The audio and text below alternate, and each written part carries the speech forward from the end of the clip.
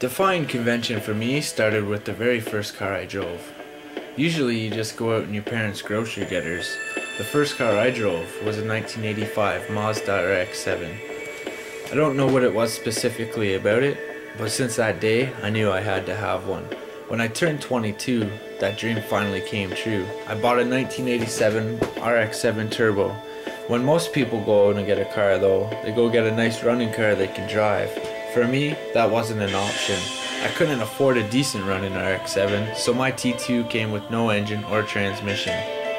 Afterwards, I saved up and I got a Series 5 T2 engine with a modified stock turbo.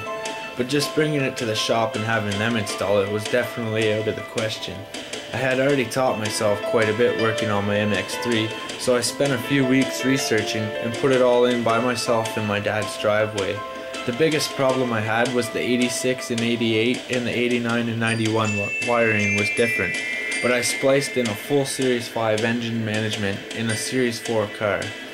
Some RX-7 gurus had told me that even if it did run, it probably wouldn't run right, and they also told me that my turbo would only be good for around 300 wheel horsepower max.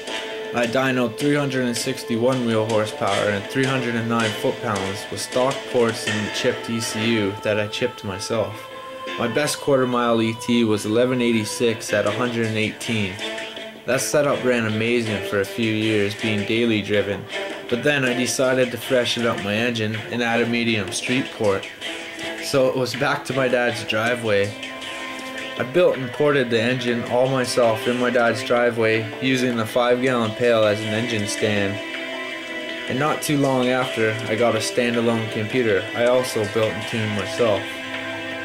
I got my fastest quarter-mile ET this past fall, 1142 at 121.9 miles per hour with no burnout right off the street.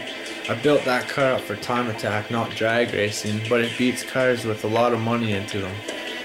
It's the fastest modified stock turbo 2nd gen RX-7 in North America, 100% built and tuned by me in my dad's driveway. I never let people set limits to what I can achieve, and I couldn't have done it with any other brand. Mazda for life.